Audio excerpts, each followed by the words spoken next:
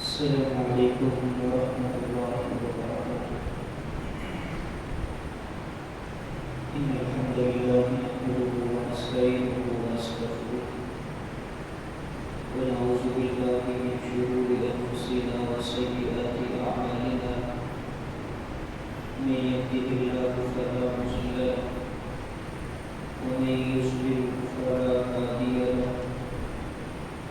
ونشهد أن لا إله إلا الله وحده لا شريك له ونشهد أن محمدا عبده ورسوله.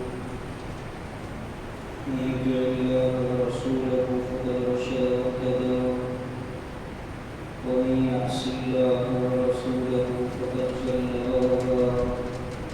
أما بعد فإن أصدق الكلام كلام الله وخير الهدي هدي محمد صلى الله عليه وسلم وشر الأمور محدثاتها وكل محدثة بدعة وكل بدعة ضلالة وكل ضلالة في النار. أعوذ بالله من الشيطان الرجيم. بسم الله الرحمن الرحيم.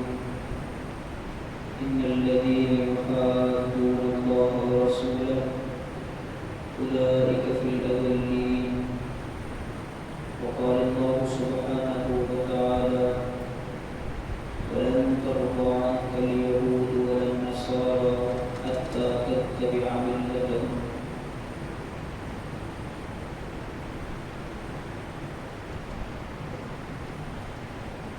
اللہ رب العزت کے فضل سے آپ جانتے ہیں کہ ہمارا اسماء الحسنی کا سلسلہ جاری و ساری تھا. بیچ میں نقصان مبارک کی وجہ سے گیپ آ گیا. انشاءاللہ تعالی اگلے خطبہ جمعہ مبارک سے یہ سلسلے کو شروع کریں گے. حالات حاضرہ کے تھوڑے سے معاملات آپ کے سامنے رکھنے ہیں. صحیح مسند کی روایت ہے.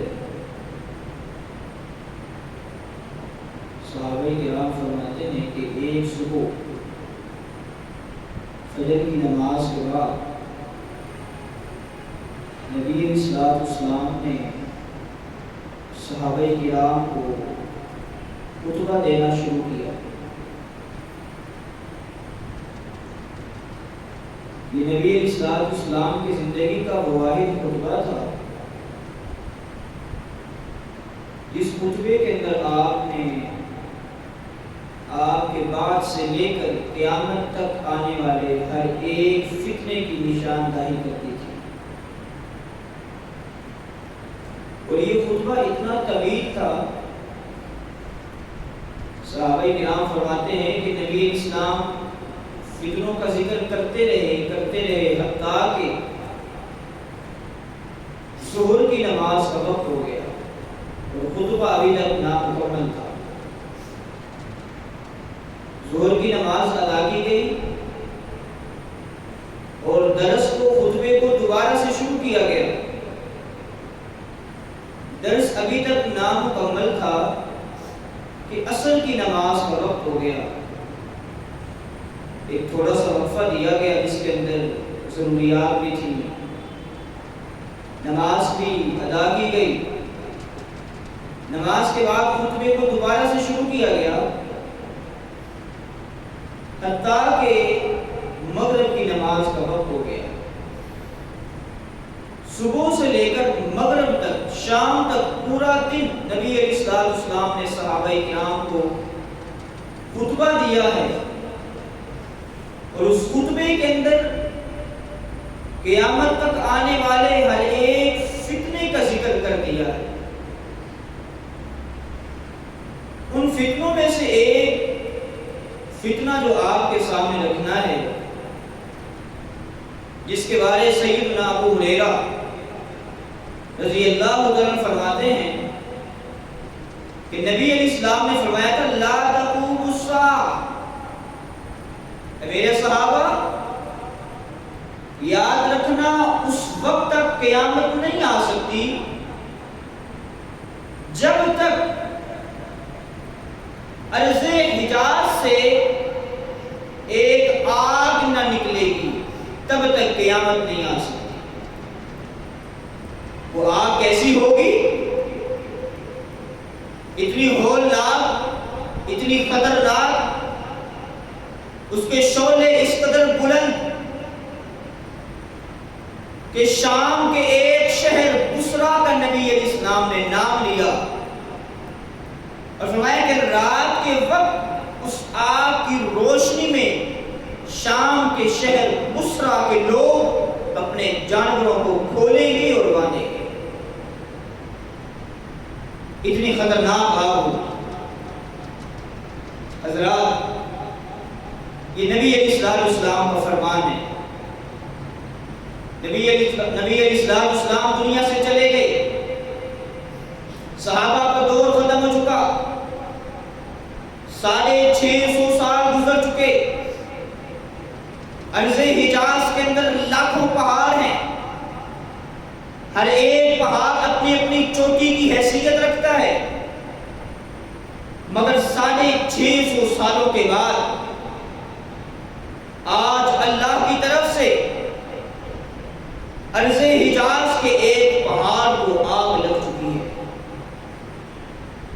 اور وہ آگ اس قدر خطرناک ہے، اس کے شعلے اس قدر بلند ہیں۔ نبی علیہ السلام کے فرامین کی جو سچائی ہے کہ بصرہ شہر کے لوگ رات کے وقت اس آگ کی شعلوں کی روشنی میں اپنے گم ہونے والے جانوروں کو ڈھونڈ رہے تھے اور کہہ رہے تھے کہ آج کیا ہو چکا ہے، یہ آگ ہمیں نظر آتی ہے، دور ہے، لیکن ہے کہاں؟ یہ نبی علیہ السلام کے فرامین کی صداقتوں کی دلیل ہے۔ کوئی شخص عقل کی بنیاد پر یہ جملے نہیں کہہ سکتا، اپنے تجربے کو بیس بنا کے یہ نہیں کہہ سکتا کہ میرے بعد یہ ہونے والا ہے، میرے بعد یہ ہونے والا ہے۔ نبی علیہ السلام نے سارے خطبے کے اندر اپنے بعد ہونے والے تمام کے تمام معاملات سے خبردار کر دیا۔ اس کا معنی یہ ہے نبی علیہ السلام نے اپنے ذاتی فہم سے، ذاتی تجربے سے صحابہ کو یہ خطبہ نہیں دیا تھا، بلکہ اللہ کی وحی سے دیا تھا، اور اللہ کی وحی کا عقل سے کوئی تعلق نہیں ہے۔ حضرات، یہ آگ ایک پہاڑ کو لگی تھی، لیکن یہاں جو بات بتانے کا مقصد ہے وہ یہ ہے کہ وہ پہاڑ کون سا تھا۔ مکہ کے اندر، مدینہ کے اندر لاکھوں پہاڑ ہیں، وہ آگ کس پہاڑ کو لگی تھی؟ مدینہ کے اندر کافی بستیاں، کافی علاقے ہیں۔ نبی علیہ السلام کے دور میں جو مدینہ تھا اس کی حدود ایک مخصوص تھی، لیکن 15 کلومیٹر اس دور کا جو مدینہ تھا اس سے 15 کلومیٹر دور ایک آبادی تھی جہاں یہودی رہا کرتے تھے، اور وہاں ایک پہاڑ تھا جس پہاڑ کی نسبت یہودی اپنی طرف کیا کرتے تھے کہ یہ پہاڑ ہمارا ہے، جس وجہ سے اس پہاڑ کا نام جبل بنی قریظہ رکھا گیا تھا۔ یہودی نبی علیہ السلام نے وہاں سے نکال دیے تھے، جدائی کا غم جہاں تھا سو تھا، یہودیوں کو اس پہاڑ کے چھوڑنے کا بھی ایک غم تھا۔ 650 سال کے بعد آگ لگی ہے تو اللہ نے اس جبل بنی قریظہ کو لگائی ہے، اور آگ اتنی سخت تھی کہ پہاڑ کے نیچے سے وہ آگ لگی ہے اور چوٹی تک کو اللہ نے ریزہ ریزہ کر کے راکھ بنا دیا ہے۔ آج بھی وہاں جانے والے، دیکھنے والے دیکھتے ہیں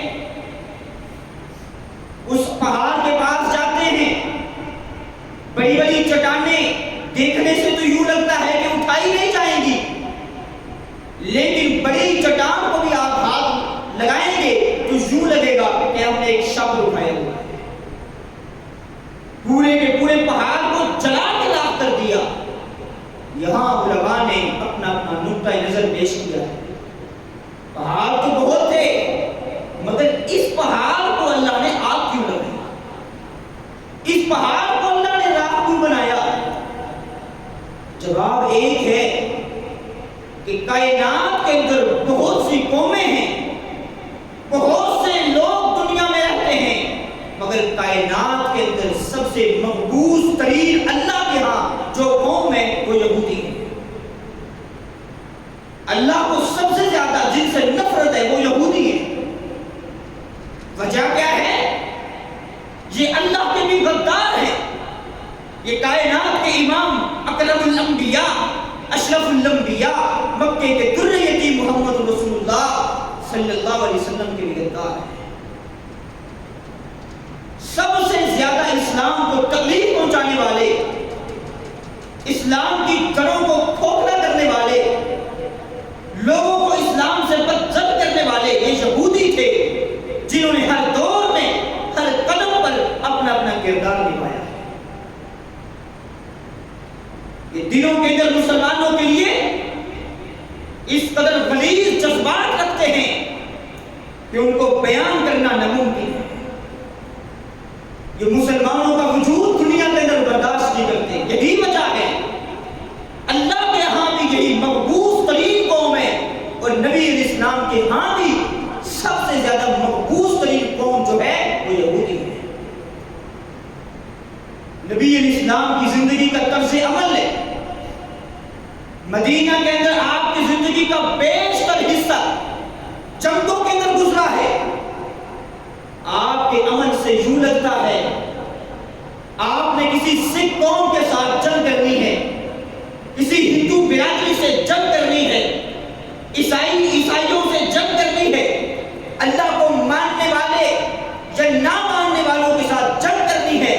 ان کے سامنے آپ نے سب سے پہلے توحید کو پیش کرنا ہے، نبی علیہ السلام کی رسالت کو پیش کرنا ہے. لیکن اگر کوئی قوم ایسی ہے جن کے ساتھ آپ نے جنگ کرنا ہے اور وہ یہودی ہیں، اللہ کی دعوت اور نبی علیہ السلام کی نبوت اور رسالت کی دعوت ان کو پیش کرنے کی کوئی ضرورت نہیں. وہ رات کو سوئے ہوئے ہیں، ان پر حملہ کیا جا سکتا ہے. وہ دن دہاڑے اپنے کاموں میں مصروف ہیں، ان پہ حملہ کیا جا سکتا ہے. یہ اصول پوری کائنات کے لیے، ہر قوم کے لیے، مگر سوائے یہود کے لیے. نبی علیہ السلام نے حملہ نہیں کیا تھا. بنو مصطلق کے موقع پر رات کا وقت ہے، لوگ سوئے ہوئے ہیں، ان کے جانور پھر رہے ہیں، کھار پہ پانی پی رہے ہیں. نبی علیہ السلام نے رات کے وقت ان پہ حملہ کیا، جبکہ آپ رات کے وقت کسی قوم پر حملہ نہیں کر سکتے. نبی علیہ السلام کو مکے والوں نے کتنی تکلیفیں دی. اللہ کی قسم میں کیا دنیا کا کوئی انسان ان تکلیفوں کو اپنے دل و جذبے کے ساتھ بیان نہیں کر سکتا. دل کانپنے لگ جاتا ہے، رونگٹے کھڑے ہو جاتے ہیں، زبان لڑکھڑانے لگ جاتی ہے. اس قدر نبی علیہ السلام کو مکے والوں نے ستایا ہے. طرح طرح کی تکلیفوں سے نبی علیہ السلام کو دوچار کیا. مگر آج نبی علیہ السلام فاتح کی حیثیت سے بیت اللہ کے اندر داخل ہو رہے ہیں. سارے ان کا غرور مٹی میں مل چکا، ان کی ساری عقل پاؤں کے نیچے دب چکی ہے. یہ سارے سر جھکائے کھڑے ہوئے ہیں اور نبی علیہ السلام سے آج رحم کی امیدیں لگائے کھڑے ہیں. نبی علیہ السلام نے بھی کہا، لوگوں تم لوگوں نے جو کیا سو کیا، آج میں محمد اعلان کرتا ہوں لا تثریب علیکم اليوم، آج تمہارے اوپر کوئی زیادتی کا بدلہ نہیں ہے، میں تم سب کو معاف کرتا ہوں. آج نبی علیہ السلام کے سامنے وہ شخص بھی کھڑا ہے جس نے نبی علیہ السلام کی معصوم بیٹی کو شہید کر دیا. اس کے چہرے پہ کپڑا ہے. نبی علیہ السلام سے کہتا ہے کہ جب کپڑا ہٹاؤں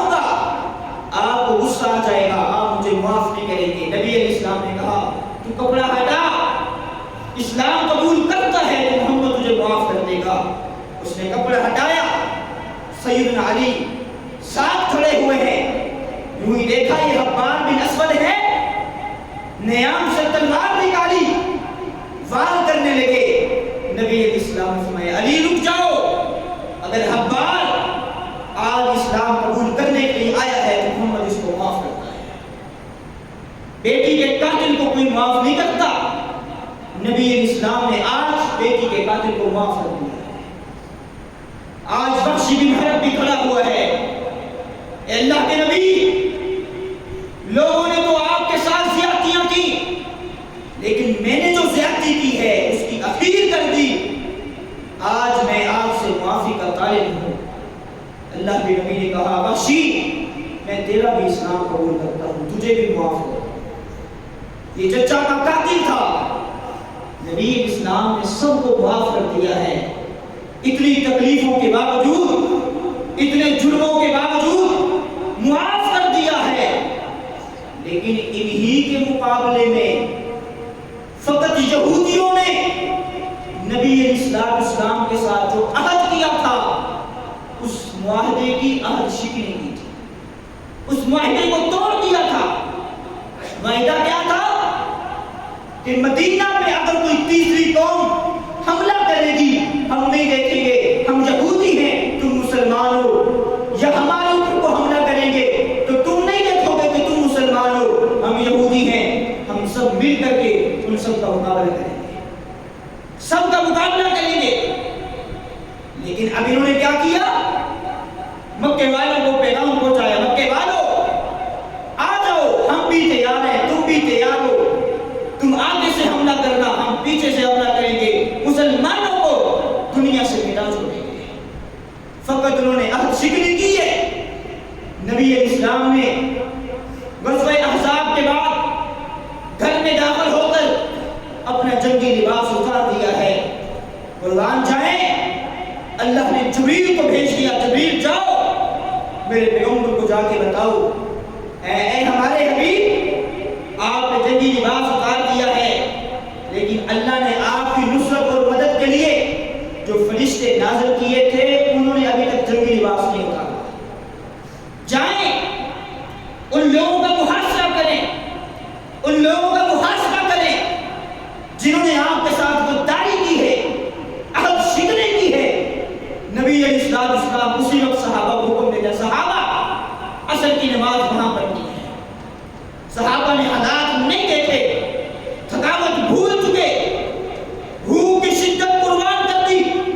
نبی علیہ السلام کے حکم پر لبیک کہتے ہوئے انہوں نے بنی قریظہ کا محاصرہ کر لیا۔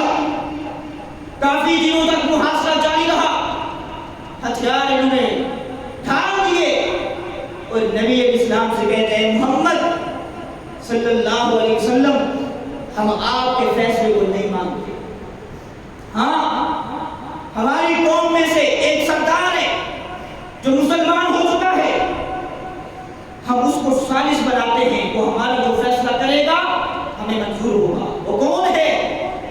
سیدنا سعد بن معاذ رضی اللہ تعالیٰ۔ نبی علیہ السلام نے کہا ٹھیک ہے، آپ نے سیدنا سعد بن معاذ کو بلایا، ایسا آؤ ان ظالموں کا فیصلہ کرو۔ سیدنا سعد کو زخم لگا تھا اور انہوں نے اللہ سے دعا کی تھی، اے اللہ زخم گہرا ہے، لگتا ہے کہ زندگی کے آخری ایام ہیں، مگر میں تجھ سے دعا کرتا ہوں اے اللہ مجھے تب تک موت نہ دینا جب تک سعد اپنی آنکھوں سے ان بدبختوں، ان یہودیوں کی ہلاکت نہ دیکھ لے۔ سیدنا سعد بن معاذ آئے اور آ کر کہتے ہیں اللہ کے نبی، یہ سارے جو ظالم کھڑے ہوئے ہیں ان سب کی قتلوں کو ان کے تن سے جدا کر دیا جائے۔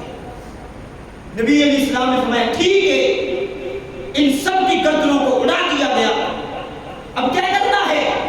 اے اللہ کے نبی ان کے بچوں کو، ان کی عورتوں کو لونی بنا دیا جائے۔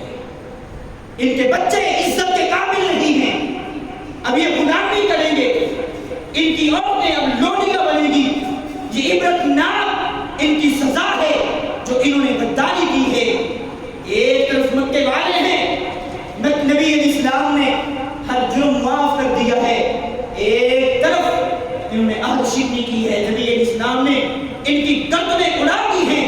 وجہ کیا ہے؟ وجہ ایک ہے، نبی علیہ السلام کو جس قوم سے سب سے زیادہ نفرت ہے وہ یہودی ہے۔ نفرت کیوں ہے؟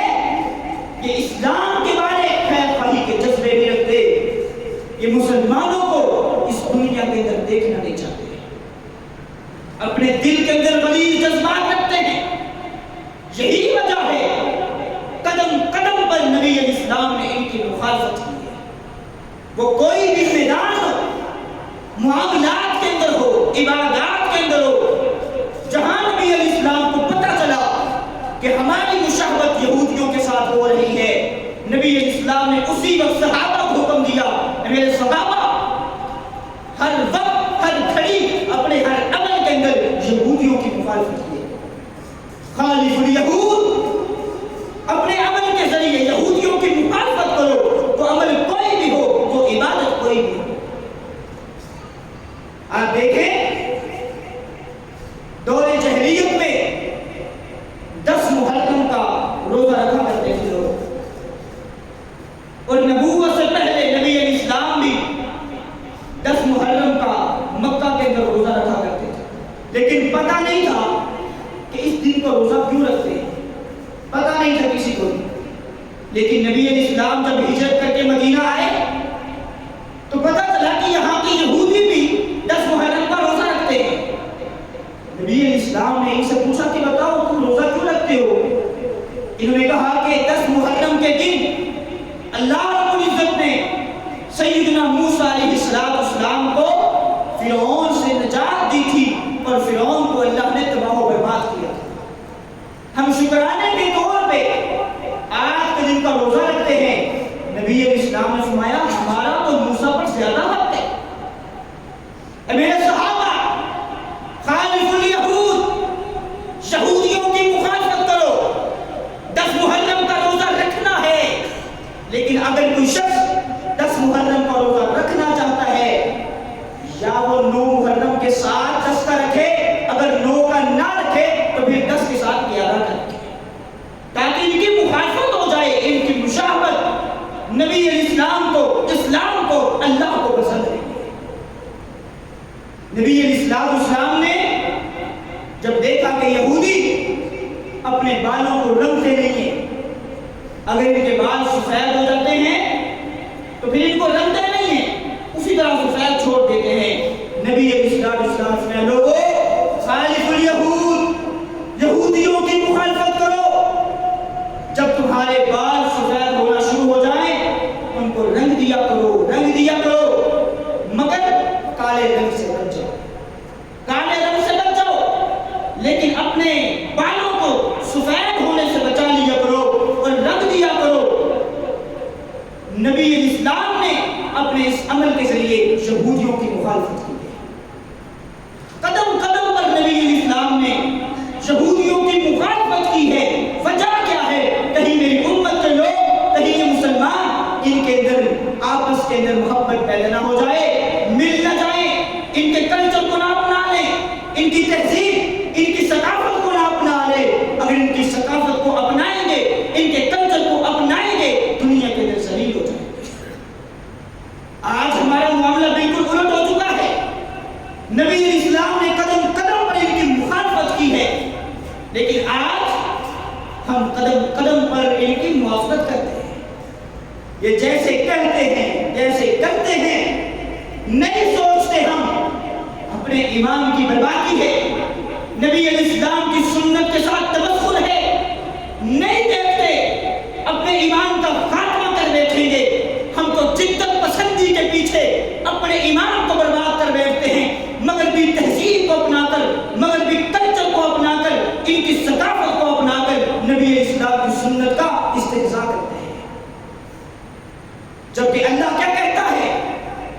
اللہ فرماتا ہے وَلَن تَرْضَىٰ عَنْكَ الْيَهُودُ وَلَا النَّصَارَىٰ حَتَّىٰ تَتَّبِعَ مِلَّتَهُمْ۔ اور لوگوں، یہ یہود و نصارہ یہ اسلام کے سب سے بدترین دشمن ہیں، یہاں میں ضمن ایک بات بتلاؤں، یہ یہود و نصارہ مسلمانوں کی جان کی دشمن نہیں، مسلمانوں کے مال کے دشمن نہیں، یہ فقط مسلمانوں کی غیرت کے دشمن ہے، یہ مسلمانوں کی تربیت کو دشمن ہے، یہ نبی علیہ السلام کی سنت کے دشمن ہے۔ اللہ فرماتا ہے وَلَن تَرْضَىٰ عَنْكَ الْيَهُودُ وَلَا النَّصَارَىٰ حَتَّىٰ تَتَّبِعَ مِلَّتَهُمْ، یہ یہود و نصارہ تم سے اس وقت تک خوش نہیں ہو سکتے جب تک تم یہود و نصارہ کے کلچر کا نہ اپناؤ، ان کی تہذیب کو نہ اپنا لو، ان کی ثقافت کو نہ اپنا لو۔ آج یہاں میں اور آپ بیٹھے بیٹھے غور کریں، یہود و نصارہ ہم سے خوش ہیں کہ نہیں؟ ہم سے خوش ہیں، یہی تو وجہ ہے وہ جیسے کہتے ہیں ہم ویسے کرنے کے لیے تیار ہو جاتے ہیں، وہ کچھ نہیں کرتے رہے، ظلموں پر بریت کے پہاڑ توڑتے رہے، ہمیں کوئی فرق نہیں پڑتا، ہمیں تو بس ان کی تہذیب کو اپنانا ہے۔ اللہ کی قسم ان کی تہذیب کو اپنانا اپنے آپ کو ذلت کے اندر دھکیلنا ہے۔ یہ جدت پسندی نہیں ہے، یہ ترقی نہیں ہے، انسان اپنے آپ کو تنزلی کی طرف لے کے جا رہا ہے۔ آج اسی وجہ سے ہم ذلیل ہیں، اکثریت ہونے کے باوجود، ہمارے پاس ایٹمی طاقت ہونے کے باوجود دنیا کے سامنے ٹوٹے بن کے کھڑے ہوئے ہیں، دنیا کے سامنے اپنے منہ کے اندر انگلیاں دبا کے کھڑے ہوئے ہیں۔ غیرت کا اور حیا کا ہمارے اندر مادہ ختم ہو چکا ہے۔ ذلت ہمارا مقدر کیوں نہ بنے؟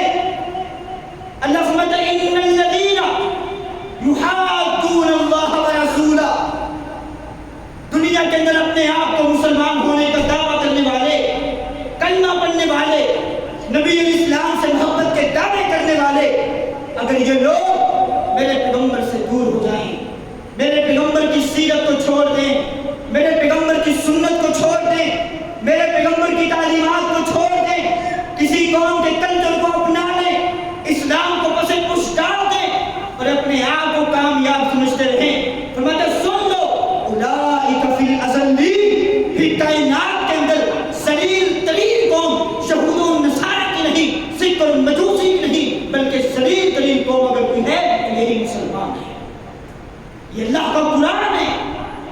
آج اللہ کے لیے اپنے معاملات پہ غور کر لیں، ہمارے رویے کیا ہیں، ہمارے طریقہ کار کیا ہیں، اور نبی علیہ السلام کی سنت کیا ہے۔ نبی علیہ السلام کی سنت تو یہ ہے، نبی علیہ السلام کو جب وقت ملا آپ نے مختلف قبائل کی طرف، ان کے بادشاہوں کی طرف، مختلف ملکوں کی طرف اسلام کے خطوط بھیجے۔ ایک خط بصرہ کے حاکم کو بھیجا، جس حاکم کے ایک دوست نے، جو ہرقل کا بھیجا ہوا ایک مشیر تھا، اس نے نبی علیہ السلام کے بھیجے گئے قاصد کو شہید کر دیا۔ یہ صرف اسلام کے قانون کے خلاف نہیں تھا، یہ عالمی قوانین کے بھی خلاف تھا۔ آپ کسی قاصد کو شہید نہیں کر سکتے، قتل نہیں کر سکتے، بھلے وہ مسلمان ہو یا کافر ہو۔ اگر آپ کے پاس کسی کا خط لے کے آیا ہے، آپ نہیں قتل کر سکتے، لیکن انہوں نے شہید کر دیا۔ ابھی غیرت کا تقاضا کیا ہے، حیا کا تقاضا کیا ہے، اسلام کا تقاضا کیا ہے؟ نبی علیہ السلام نے فقط ایک شخص کے لیے 3000 کی فوج روم کی طرف روانہ ہو۔ یہ ہوتے کون ہیں؟ کسی مسلمان کو شہید کرنے والے، ان کے جذبات کو مجروح کرنے والے۔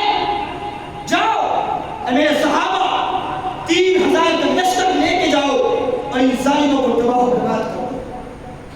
قربان جائے، نبی علیہ السلام کے صحابہ چل پڑے ہیں روم کی طرف۔ دیکھا کہ روم کا بادشاہ 1,00,000 فوج کے ساتھ روم کے اندر موجود ہے۔ یہاں تو 1,00,000 پتہ چلا، تھوڑی دیر کے بعد پتہ چلا کہ 1,00,000 مزید فوج اور بھی ہے جو ان کا ساتھ دینے کے لیے تیار ہے۔ مقابلہ کیا ہے؟ 3,000 اور ان کے مقابلے میں 2,00,000 فوج۔ فوجی کے مقابلے میں 67 آدمی آتے ہیں، ایک مجاہد کے مقابلے میں 67 فوجی آتے ہیں، لیکن نبی علیہ السلام کی یہ جانسار غیرت کا مادہ ہے، نبی علیہ السلام کی سنت کا حیا ہے۔ آپ کی سنت پہ ڈاکہ نہیں ڈالنے دیتے، کسی قوم کے کلچر کو نہیں اپناتے، فقط اپناتے ہیں تو اسلام کے کلچر کو اپناتے ہیں۔ ان کے دل کے اندر حیا ہے، غیرت ہے۔ یہ 3000 لوگ 2 لاکھ فوج کے سامنے آ جاتے ہیں، کہتے ہیں لوگوں 3000 ہیں اور یہ 2 لاکھ ہیں تو بھاگ جائیں گے؟ آخر ہمارا مقصد تو مرنا ہے، شہادت ہے، ہم ایسے ہی لڑائی کرتے کرتے شہید ہو جائیں گے۔ لیکن ان ظالموں کو پتہ چلنا چاہیے کہ کسی مسلمان کا خون اتنا سستا نہیں ہے کہ ہم جب چاہیں جیسے چاہیں کسی مسلمان کو بن پوچھے کسی کی مخالفت کی فکر کیے بجائے ایسی شہید کرتے ہیں۔ یہ 3000 لوگ 2 لاکھ فوج کے سامنے کھڑے ہیں اور 7 دن تک مقابلہ کرتے رہے، 7 دن تک۔ مسلمانوں کے اندر پتہ کتنی شہادتیں ہوئی؟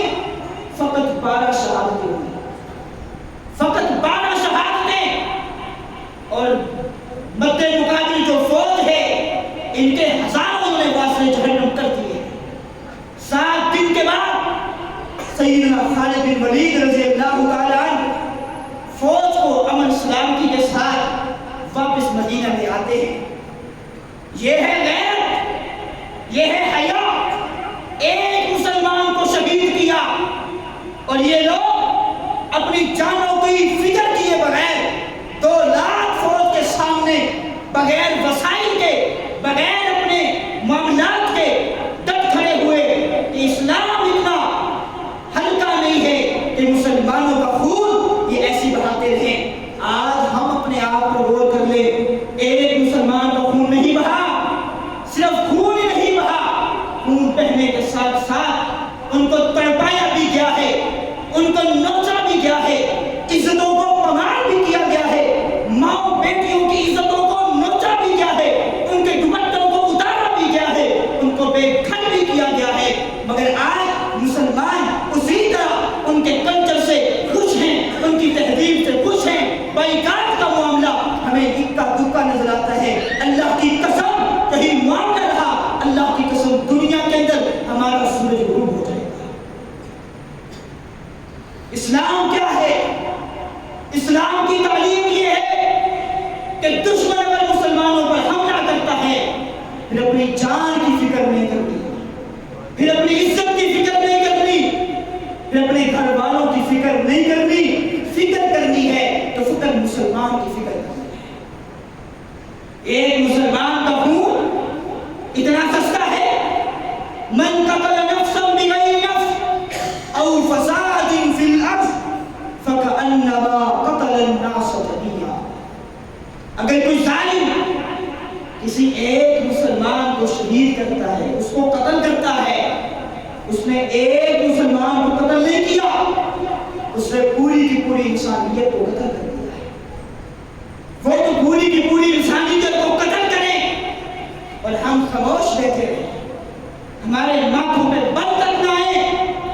آج میں اور آپ یہاں غور کریں کہ میں نے ان کے لیے کیا کیا ہے، میں نے ان کے لیے کیا کیا ہے۔ میں تو اپنے آپ کے ذریعے لوگوں کو بتا سکتا تھا، لوگوں جہنم کی آگ سے بچ جاؤ، اللہ کے غضب سے بچ جاؤ، اللہ کے عذاب سے بچ جاؤ، کہیں یہ ذلت، کہیں یہ اللہ کا غضب ہمارے اوپر نہ آن پڑے۔ میں تو لوگوں کو بتاتا رہا، لکھنے والا لکھتا رہا، کہنے والا کہتا رہا، لوگوں کے سامنے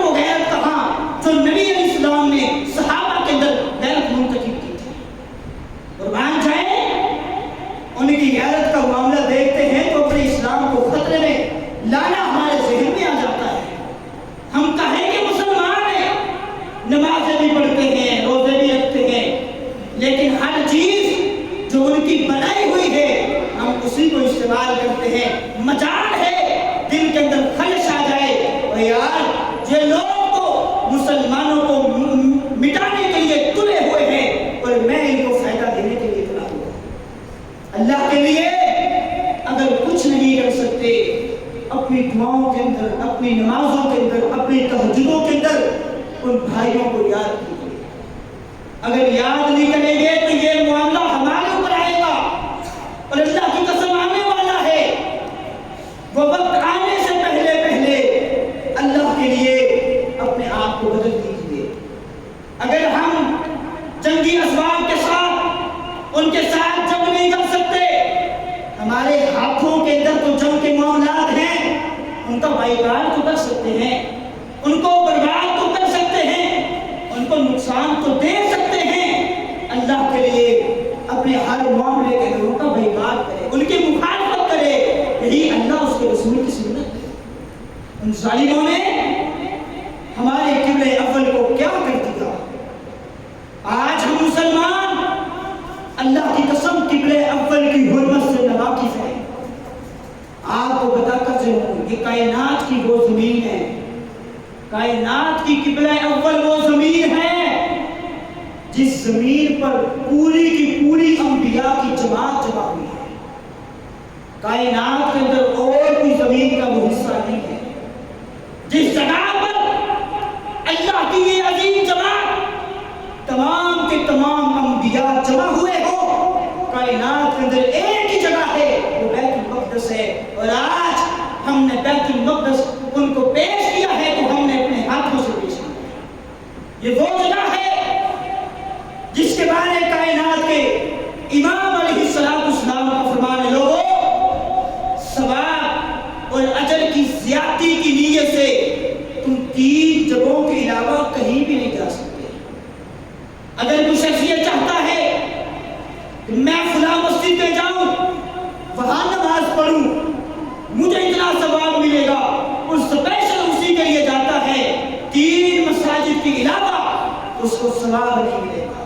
وہ آستانہ ہو، وہ دربار ہو، وہ مسجد ہو، وہ مدرسہ ہو، کہیں ثواب کی نیت سے نہیں جا سکتے سوائے 3 مساجد کے، ایک مسجد حرام بیت اللہ، اور دوسرا مسجد نبوی، اور تیسرا مسجد اقصی۔ یہ وہ مسجد اقصی ہے جن ظالموں نے اس کو تباہ و برباد کر دیا۔ ہم نے کیا کیا ہے؟ وہ تو اتنی عظیم جگہ ہے۔ آپ نے سیدنا موسیٰ علیہ السلام کا واقعہ سنا ہے، جب فرشتہ آتا ہے ان کے پاس ملک الموت روح قبض کرنے کے لیے، انہوں نے جو کیا وہ اللہ کے پاس گیا، اللہ نے کہا فرشتے جا موسیٰ سے پوچھ وہ کتنا دیر زندہ رہنا چاہتا ہے۔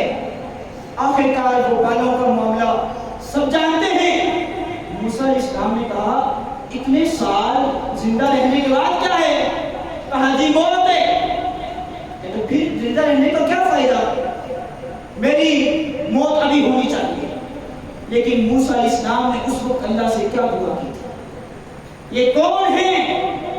یہ عام نبی نہیں ہیں، جلیل القدر انبیاء میں سے ہیں، جن کو اللہ نے یہ شرف دیا تھا وَكَلَّمَ اللَّهُ مُوسَىٰ تَكْلِيمًا، کہ براہ راست اللہ رب العزت موسیٰ علیہ السلام سے کلام کیا تھا۔ اتنے عظیم پیغمبر ہیں، اللہ سے کہتے ہیں اللہ موت اس وقت آئے گی جو وقت مقرر ہے، لیکن میں تیرے سامنے ایک درخواست کرتا ہوں۔ درخواست کیا ہے؟ اے اللہ مجھے تب تک موت نہ دینا جب تک میں چلتا چلتا بیت المقدس کی سرزمین تک نہ پہنچ۔ یہ وہ عظیم جگہ ہے جس جگہ پر مرنے کی، فوت ہونے کی، اللہ کے پاس جانے کی اور ملاقات کرنے کی تمنا رکھتے ہیں جو انبیاء رکھتے ہیں۔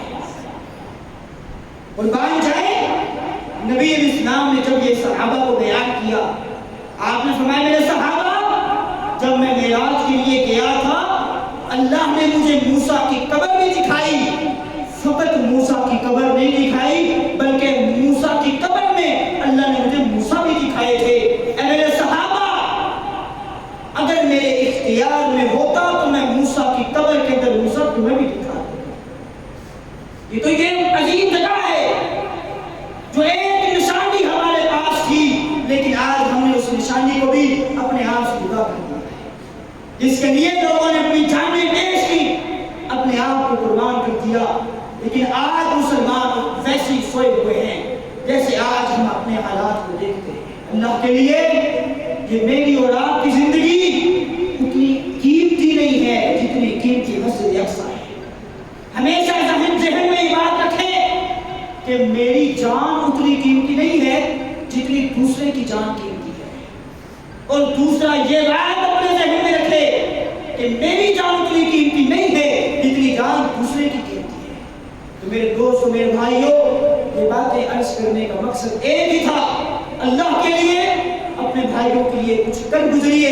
اگر کچھ بھی نہیں کر سکتے، دعاؤں کے اندر اخلاص کے ساتھ رو رو کر تڑپ تڑپ کر اللہ سے مناجات کریں، دعائیں کریں، ان کی خیر مانگیں، ان کی عافیت مانگیں، اللہ سے ان کے بارے رحم کا مطالبہ کریں، اور جتنا ہو سکے اپنے ہر معاملے کے اندر ان کا بائیکاٹ کریں۔ جو چیز خریدنی ہے سب سے پہلے دیکھیں یہ کس کمپنی کی ہے، اس کا تعلق کہاں سے ہے۔ ہاں، جو چیزیں بھی ہیں اس کے متبادل بھی ہمارے ملک کی ہیں یا کسی اور اسلامی ملک کی ہیں، آپ ان کو خرید لیں، مگر ان کو ہمیشہ کبھی بھی فائدہ نہ دیں۔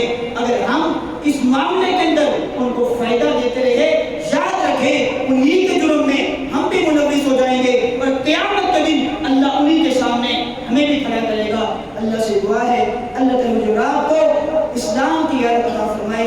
اقول قولی ھذا وآخر دعوانا الحمد للہ رب العالمین۔